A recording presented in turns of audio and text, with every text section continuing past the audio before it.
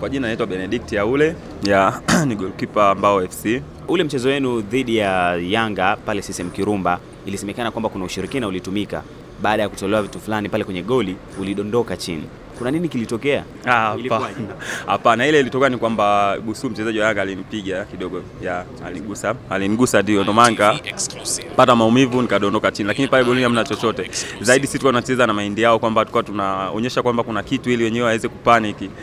Ili sisi tuweze kuwin mchezo. Na zile taarifa za kwamba timu ya Mbao wanatumia sana dawa, kwa sababu hata siku hiyo pia kwenye mchezo wenu dhidi ya Yanga waligoma hata kuingia kwenye vyumba vya kubadilishia nguo, wakawa wabadilishia kwenye gari kwa kuhofia labda kuna vitu fulani ambavyo mmevifanya. Hapana, hiyo taarifa sio za kweli. Hizo taarifa ni za uzushi, kwa sababu Yanga wenyewe labda wanahisi hivyo kutokana na mechi ilivyokuwa. Mechi ni ngumu, kwamba wanahisi kwamba sisi tukicheza nao mechi inakuwa ni ngumu sana.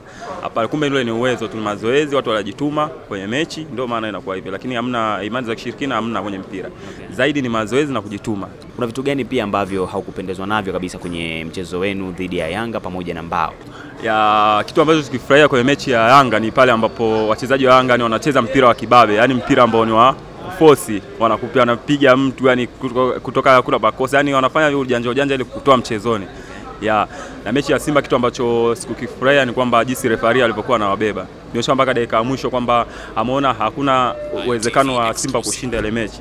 Akabidi atumie jitihada za kuwapa penalty ambayo ilikuwa sio ya kweli. Kikweli tuumiza sana kutokana na sisi tulikuwa katika tulikuwa tuna hamta tuchukue ile kombe. Ili kutengeneza historia. Kuna kitu kilisababisha ukashindwa kuicheza ile penalty dhidi yenu na timu ya Simba? Hapana, penalty ni ufundi tu, yani wa mpigaji na goalkeeper. Kwa hiyo anakuini, anaweza akakuotea wewe umeenda huku akapiga huku. Kwa hiyo inatokea penalty, inatokea tu kwa mtu yote, goalkeeper anaweza kaicheza au mfungaji anaweza kafunga. Lakini ilikuumiza sana kwa sababu ilikuwa malengo yangu mimi nihakikishe timu tunachukua ubingwa. Hatujapoteza mechi hata moja.